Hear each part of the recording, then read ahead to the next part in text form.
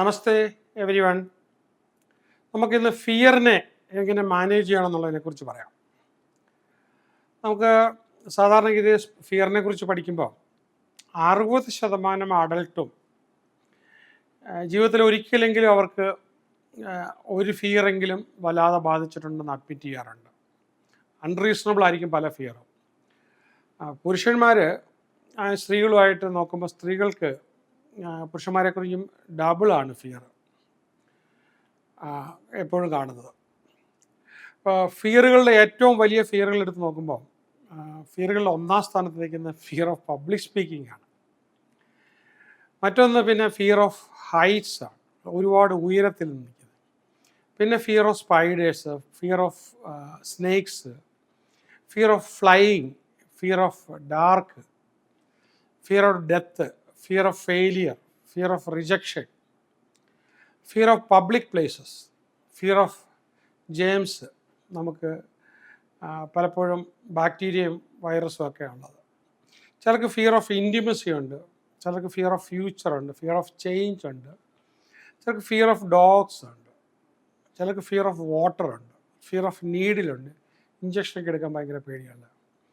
ചില ആൾക്കാർക്ക് fear of closed spaces ഉണ്ട്, ചില ആൾക്കാർക്ക് ഫിയർ ഓഫ് തണ്ടർ, ലൈറ്റനിങ് ഇതൊക്കെയുണ്ട്. നെപ്പോളിയൻ ഹില്ല് പറയുന്ന ഫിയർ 6 ഫിയേഴ്സ് പറയും. ഫിയർ ഓഫ് പോവർട്ടി, അല്ലെങ്കിൽ fear of criticism, fear of poor health, and fear of loss someone's love, fear of old age, fear of death. അപ്പോൾ ഈ fear നമുക്ക് മാറ്റാനായിട്ട് നമ്മൾ ഫിയറിനെ മനസ്സിലാക്കുക, ഫിയറിനെ നേരിടുക എന്നുള്ളതാണ്. അപ്പോൾ ഇതിനകത്തൊരു സ്റ്റോറി പറയാൻ പറ്റുന്നത്, ഒരിക്കൽ ഫിയറിനെ കുറിച്ച് പറയുമ്പോൾ ഒരു രാജ്യത്ത് ഒരു രാക്ഷസൻ ഇങ്ങനെ മലമുകളിൽ നിന്ന് ഇറങ്ങി വരും. അവന് 10 അടി ഉയരമുണ്ട്, ഈ തണ്ടർ പോലെയാണ് അവൻ്റെ ഗർജനം. അപ്പോൾ അവൻ അമാവാസി നാളിൽ വന്ന് രാജകൊട്ടാരത്തിൻ്റെ ഗേറ്റിനടുത്ത് വന്ന് ഗർജിക്കും. ആരാണ് ഇവിടുത്തെ ഏറ്റവും വലിയ യോദ്ധാവെന്ന് ചോദിച്ചു. അപ്പോൾ ഒരു ഭടനെ ആരെയെങ്കിലും നിർബന്ധിച്ച് രാജാവ് പറഞ്ഞു വിടും. കഥ തുറന്നു കഴിയുമ്പോൾ അവനെ ഇങ്ങനെ പിടിച്ച് 2-3 ഓടിച്ച് ഇത്രയുള്ള ഇവിടുത്തെ ആളെന്ന് പറഞ്ഞ് അവിടെ വെച്ചിട്ട് പോകും. അപ്പോൾ അവനെ ചുവന്ന കണ്ണുകളും ചുവന്ന മുടിയും ഒരു മഴുവൊക്കെ തോളെ വെച്ചാണ് വരവ്. അപ്പോൾ ഇവനെ പേടിച്ച് സൈന്യത്തിൽ നിന്ന് ഒരുപാട് പേര് ഓടിപ്പോകുന്നു. അങ്ങനെ ആ രാജ്യത്തിൻ്റെ കാര്യം വലിയ കഷ്ടമായി. ഒരുത്തര കാര്യം രാക്ഷസൻ ഇങ്ങനെ വരുന്ന കാരണം. അങ്ങനെ ഒരിക്കലും രാക്ഷസൻ വന്ന ദിവസം അമാവാസി നാളിൽ അന്യരാജ്യത്തിൽ നിന്ന് ഗസ്റ്റായിട്ട് വന്നൊരു രാജകുമാരനുണ്ടായിരുന്നു അവിടെ. അപ്പോൾ ഈ തണ്ടർ പോലെ കേൾക്കുന്ന, ഇടിവെട്ടുന്ന പോലെ കേൾക്കുന്ന ഇവൻ്റെ ഈ ഗർജനൊക്കെ കേട്ടത് ആരാന്ന് നോക്കാനായിട്ട് ഈ പ്രിൻസ് ഇറങ്ങിയപ്പോൾ ആൾക്കാർ തടഞ്ഞു. അയ്യോ അങ്ങ് പോകരുത്, നോക്കരുത്, അവൻ രാക്ഷസനെ കൊല്ലും. എന്തായാലും ഞാനൊന്ന് നോക്കട്ടെ. ആൾക്കാർ വീണ്ടും തടയാൻ നോക്കി, ഇദ്ദേഹം സമ്മതിച്ചില്ല. ഇദ്ദേഹം ഗേറ്റിൻ്റെ അടുത്ത് നിന്നപ്പോൾ നോക്കുമ്പോൾ ഇവനിങ്ങനെ നിൽക്കുന്നു. ഇദ്ദേഹം ഗേറ്റ് തുറന്നു നോക്കിയപ്പോൾ ഇവനിങ്ങനെ നിന്ന് ഗർജിച്ചുകൊണ്ട് നിൽക്കുക. അപ്പോൾ ഇവൻ്റെ അടുത്തേക്ക് ചെന്നു. കുറച്ചുകൂടെ അടുത്ത് ചെന്നപ്പോഴത്തേക്ക് ഇവന് പറഞ്ഞ പോലെ 10 അടി ഉയരമൊന്നുമില്ല, 7 അടി ഉയരേ വരത്തുള്ളൂ. കുറച്ചുകൂടെ അടുത്ത് ചെന്നപ്പോഴത്തേക്ക് അത്രയില്ല, 5 അടി ഉയരേ ഉള്ളൂ. കുറച്ചുകൂടെ അടുത്ത് ചെന്നപ്പോഴത്തേക്ക് ഇവന് 4 അടി ഉയരേ ഉള്ളൂ. തൊട്ടടുത്ത് ഞാൻ നോക്കിയപ്പോഴത്തേക്ക് ഇവനൊരു 3 അടി ഉയരേ ഉള്ളൂ. അപ്പം ചുരുക്കം പറഞ്ഞാൽ രാജകുമാരൻ്റെ അരയൊപ്പേ ഉള്ളൂ. അപ്പോൾ അവൻ്റെ ഗർജനം കണ്ടിട്ട് വാൾ ഉരുട്ടി ഇവൻ്റെ ഹൃദയത്തിനകത്തോട്ട് കുത്തി അങ്ങോട്ട് കയറ്റി. അപ്പോൾ അവനിങ്ങനെ പടഞ്ഞ് മരിക്കുകയാണ്. അവനോട് ചോദിച്ചു, എന്താടാ നിൻ്റെ പേരെന്ന് ചോദിച്ചു. അപ്പോൾ അവൻ പറഞ്ഞു, മൈ നെയിം ഈസ് ഫിയർ. അപ്പോൾ എങ്ങനെ നമ്മൾ ഏതൊരു ഫിയറിനെ ഇങ്ങനെ അകന്ന് നിൽക്കുകയാണെങ്കിൽ ഫിയർ ഇങ്ങനെ വളർന്നുകൊണ്ടിരിക്കും. അപ്പോൾ നമുക്ക് മനസ്സിലാക്കേണ്ടത് ഫിയറിനെ ആക്ഷൻ ടുവേഴ്സ് ഫിയർ. ഫിയറിനെ നമ്മൾ നേരിടുക, അണ്ടർസ്റ്റാൻഡിങ് ഫിയർ ആൻഡ് ആങ്സൈറ്റി, അതിനെ മനസ്സിലാക്കിയിട്ട് അതിനെ നേരിടുക. എപ്പോഴും recognise the fear and anxiety. അതൊരു നോർമൽ ഇമോഷനാണ് നമുക്ക് ഫിയർ എന്ന് പറയുന്നത്. അപ്പോൾ റാഷണൽ ആൻഡ് ഇറാഷണൽ ഫിയേഴ്സ് ഉണ്ട്. ഇത് രണ്ടും മനസ്സിലാക്കണം. അപ്പോൾ ഇതിനെ നമ്മൾ അക്സെപ്റ്റ് ചെയ്യുക, എനിക്ക് ആ ഫിയർ ഉണ്ട്. അപ്പോൾ ഇവിടെ നമ്മൾ ജഡ്ജ് ചെയ്യുകയോ പിന്നെ അങ്ങനത്തെ പ്രശ്നമൊന്നുമില്ല. ഇവിടെ നമുക്ക് ഒരു മൈൻഡ് സെറ്റും ആറ്റിറ്റ്യൂഡുമാണ്, ഒരു പോസിറ്റീവ് മൈൻഡ് സെറ്റ്. അപ്പോൾ നമ്മൾ റെസീലിയൻ്റ് മൈൻഡ് സെറ്റ്. അപ്പോൾ നമ്മൾ practice self compassion, self kindness, develop A growth mind set. അപ്പോൾ അതിനെ ആ ഒരു പ്രശ്നത്തെ നമ്മൾ എംബറൈസ് ചെയ്യുക, അങ്ങോട്ട് കയറി ചെല്ലുക, ചാലഞ്ച്. അവിടെ നെഗറ്റീവ് തോട്ട് വേണ്ട. നമ്മളൊരു കോഗ്നേറ്റീവായിട്ട് നമ്മൾ ചിന്തിക്കുക. എന്ത് സംഭവിച്ചു കഴിഞ്ഞാൽ നമ്മൾ ഭയപ്പെടുന്ന 98% കാര്യങ്ങളും ജീവിതത്തിൽ സംഭവിക്കാൻ പോകുന്നതല്ല, ഒരിക്കലും നമ്മൾ സംഭവിക്കാൻ ചാൻസ് ഇല്ലാത്തതിനാണ്. അപ്പം നമ്മൾ ആ ഫിയറിനെ റീഫ്രെയിം ചെയ്യുക. Fear as an opportunity to grow, വലിയൊരു ഗ്രോത്തിന് സാധ്യത. അപ്പോൾ അവിടെ you can practice relaxation and stress reduction and deep breathing. Fear വന്നു കഴിയുമ്പോൾ ആൻഡ് നമുക്ക് പ്രോഗ്രസീവ് മസ്കുലർ റിലാക്സേഷൻ എടുക്കാം, മൈൻഡ്ഫുൾനെസ് മെഡിറ്റേഷൻ എടുക്കാം, ആൻഡ് ഡീസ്ട്രെസ് ചെയ്യാനായിട്ട് ബ്രേക്ക് എടുക്കാം, and prioritize self care, self soothing activities, enough sleep and anxiety manage ചെയ്യുക. നമ്മൾ visualise ചെയ്യുന്നത് ഈ ഫിയറിനെ നമ്മൾ അതിജീവിച്ചു, നമ്മുടെ അതിജീവനം അതിൻ്റെ അപ്പുറത്തേക്ക് പോയി ചാലഞ്ച് ചെയ്ത് നമ്മൾ വിജയിച്ചു. പിന്നെ ഈ ഇങ്ങനെ ഫിയറുള്ള ആൾക്കാർ കഫൈൻ, ആൽക്കഹോളൊക്കെ ഇല്ലാതാക്കുക, എക്സസീവ് ഷുഗർ യൂസ് ചെയ്യുന്നത്, പ്രോസസ്ഡ് ഫുഡിൻ്റെ എല്ലാം പുറത്തേക്ക് വരിക, വളരെ ന്യൂട്രീഷ്യസ് ആയിട്ടുള്ള ബ്രെയിനിന് വേണ്ടുന്ന ഫുഡുകൾ കഴിക്കാം. നമുക്കതുപോലെ തന്നെ ഫിസിക്കൽ ഹെൽത്തിന് വേണ്ടിയുള്ള റെഗുലർ എക്സസൈസ്, കാരണം ധാരാളം എൻഡോർഫിൻസ് റിലീസ് ചെയ്യേണ്ടതുണ്ട്. അപ്പോൾ നമ്മളതുപോലെ തന്നെ ഫിസിക്കൽ എക്സസൈസ് ചെയ്യുക, കൺസിസ്റ്റൻ്റ് സ്ലീപ്പ്, അപ്പോൾ കൂടെ വെള്ളം കഴിക്കുക, സ്ലീപ്പ് ഹൈഡ്രേറ്റഡ്. 25 കിലോ തൂക്കത്തിന് 1 ലിറ്റർ വെള്ളം വെച്ചെങ്കിലും മിനിമമാണ് ഇത് കഴിക്കുന്നത്. അതിൻ്റെ മുകളിലോട്ടായിരിക്കണം, അതിന് താഴെ പോകരുത്. അപ്പോൾ എപ്പോഴും നമ്മൾ കൂടെ വെള്ളം കുടിച്ചുകൊണ്ടിരിക്കണം. പിന്നെ നമ്മൾ എപ്പോഴും ഹെൽത്ത് കെയർ പ്രൊഫഷൻസിനെ നമ്മൾ ചെയ്യണം. ആങ്സൈറ്റി ഉണ്ടെങ്കിൽ ആ കാര്യം പറയണം.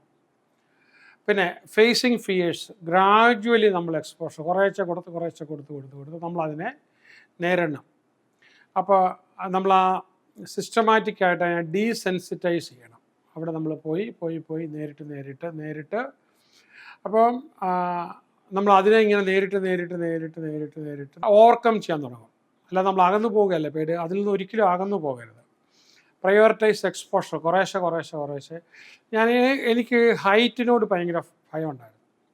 ഇപ്പോൾ ഒരു 10 നില ഉയരത്തിലൊക്കെ ഞാൻ പോയി, ഞാൻ അതിൻ്റെ ബ്രിമ്മിലൊക്കെ പോയി നിന്നിട്ട് നോക്കുവാണെങ്കിൽ എനിക്ക് കാലിൽ കൈയുടെയൊക്കെ വെള്ളമൊക്കെ ഇങ്ങനെ പെരുവിരുത്ത് വരും, കാലിനൊക്കെ ബല കുറയും, ഭയങ്കര പ്രോബ്ലമായിരുന്നു.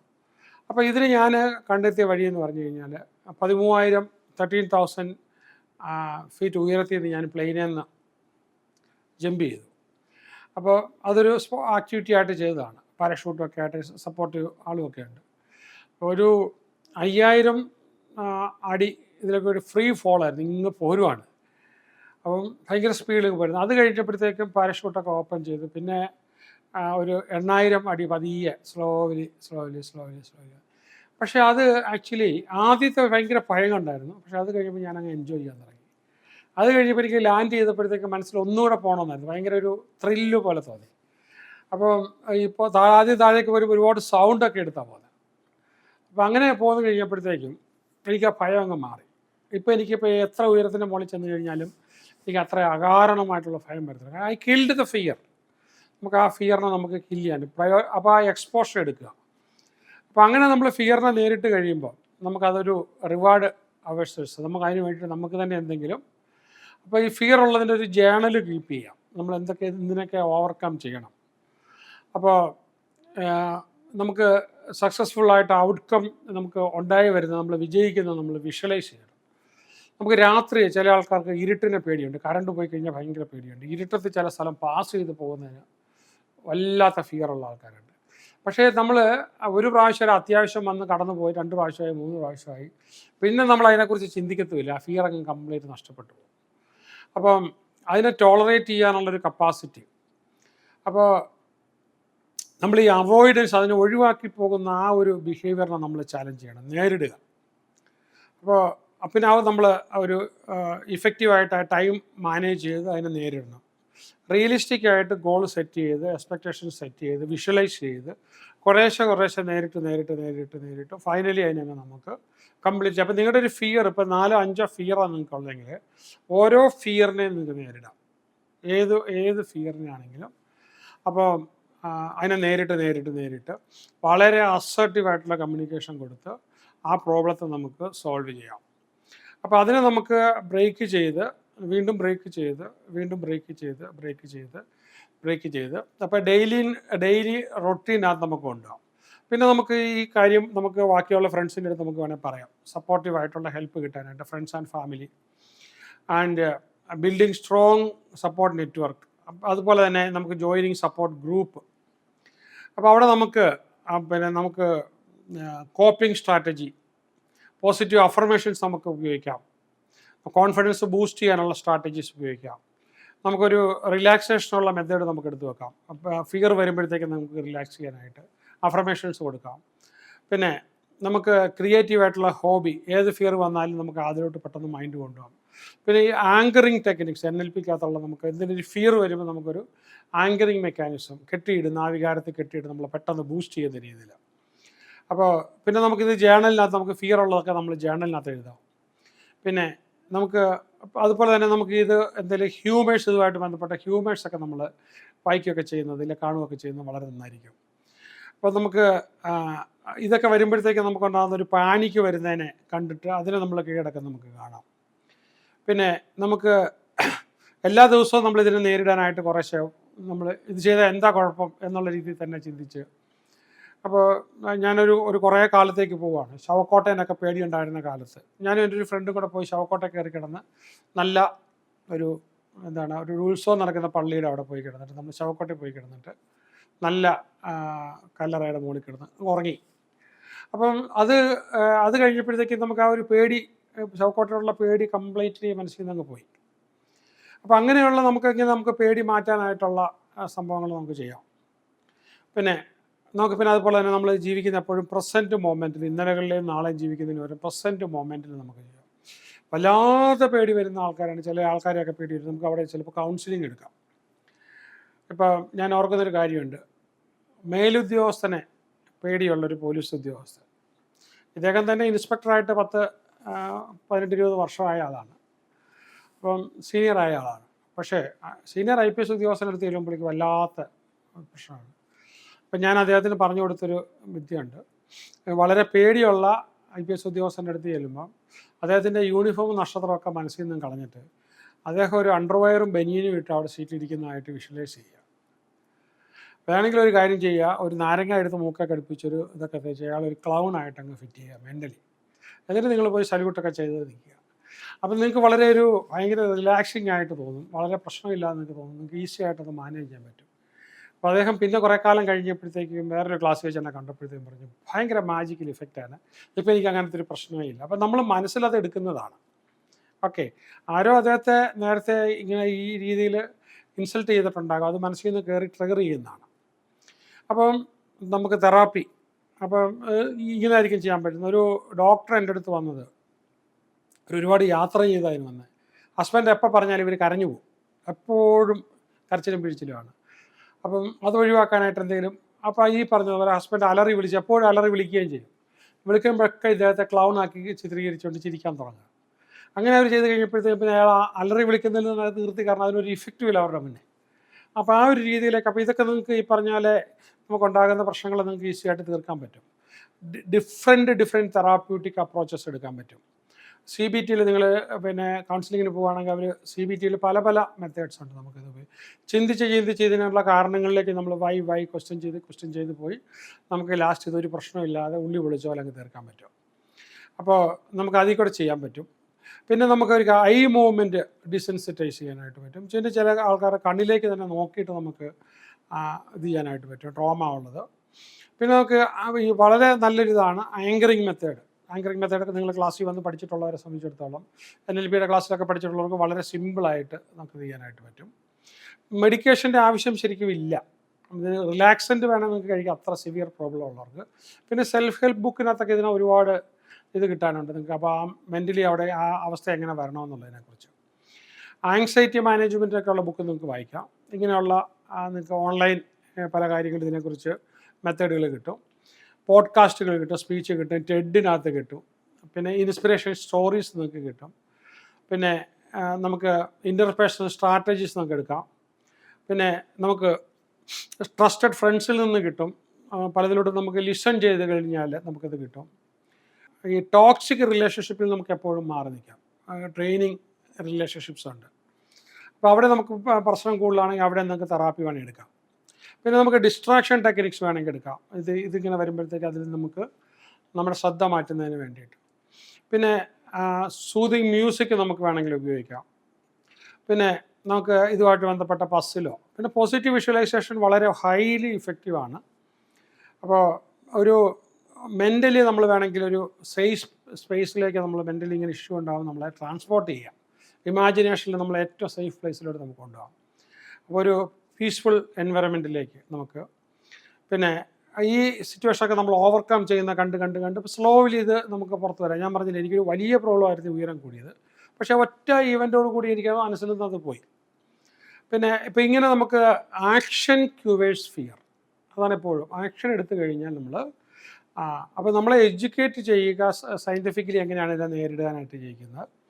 അപ്പോൾ നമ്മൾ പതിയെ ഡീസെൻസിറ്റൈസ് ചെയ്ത് അതിപ്പോൾ ഫോബിയ ആണെങ്കിലും നമ്മൾ NLPയിലാണെങ്കിലും ചെയ്യുന്നത് വെച്ചാൽ ബ്രെയിനിൻ്റെ ആ ഭാഗം നമ്മളൊരു മൂവിയിലൂടെ കൊണ്ടുപോകുന്ന പോലെ കൊണ്ടുപോയിട്ട് പിന്നെ റിവേഴ്സ് ചെയ്ത് കൊണ്ടുവന്ന് വീണ്ടും മൂവിയിലൂടെ കൊണ്ടുപോയിട്ട് നമുക്കതിനെ ഡിസസോസിയേറ്റ് ചെയ്ത് കൊണ്ടുപോയി നമുക്ക് വളരെ ഈസി ആയിട്ട് നമ്മൾ അതുമായിട്ട് താതാത്മ്യം പ്രാപിച്ചു കഴിയുമ്പോൾ നമുക്ക് അത് ഒരു പ്രശ്നമില്ലാതെ നമ്മൾ എന്നേക്കുമായിട്ട് മൈൻഡിൽ നിന്ന് അതങ്ങ് പോകും.